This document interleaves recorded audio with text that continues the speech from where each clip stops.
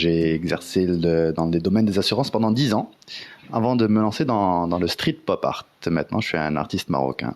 Je me suis lancé dans l'art exactement il y a 7 ans. J'ai commencé il y a 7 ans. J'exerce autant qu'artiste reconnu depuis 5-6 ans maintenant.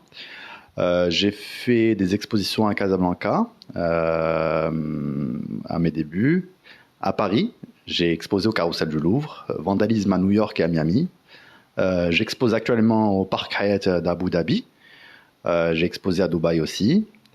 Et en ce moment, j'expose à l'Atelier 21 à Casablanca. Je suis installé entre Casablanca et Abu Dhabi et parfois Dubaï, mais je préfère Abu Dhabi.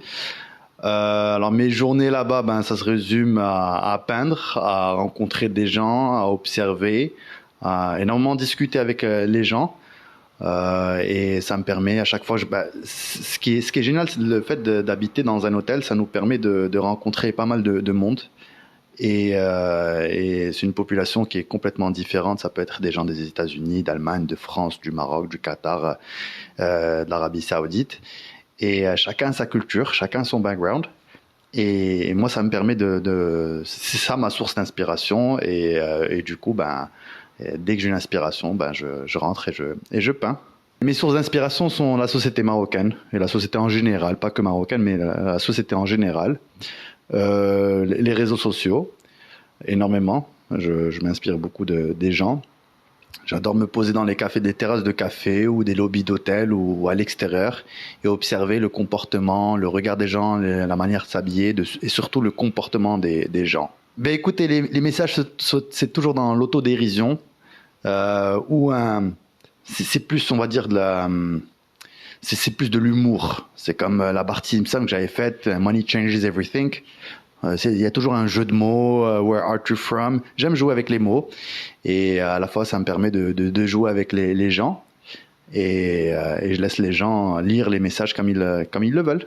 Pour moi, le message le plus important, c'est de s'amuser, de s'éclater dans la vie. Et vous allez retrouver ça à travers mes toiles. Il y a beaucoup de couleurs, il y a énormément de couleurs, de messages assez pop. Et j'aime bien aussi jouer avec les caractères comme les cartoons, les dessins animés. Et c'est ce qui fait un peu ce que je suis maintenant. Et après, si vous remarquez exactement sur mes toiles, en général, il y a toujours un costume cravate sur toutes mes œuvres. Pourquoi? Parce que c'était mon ancien moi, qui était un assureur pendant 10 ans, qui était en costume cravate. Et j'ai toujours refusé de m'habiller comme ça. Et j'ai toujours dit, un jour, je serai en t-shirt, short, t-shirt et en tongs, avec des pinceaux, et je vivrai de ça. Et Dieu merci, ça a marché. Écoutez, c'est des techniques mixtes. Alors, il y a du dessin, des fois il y a du collage, il y a de la photo, c'est une technique mixte sur toile, rarement sur papier.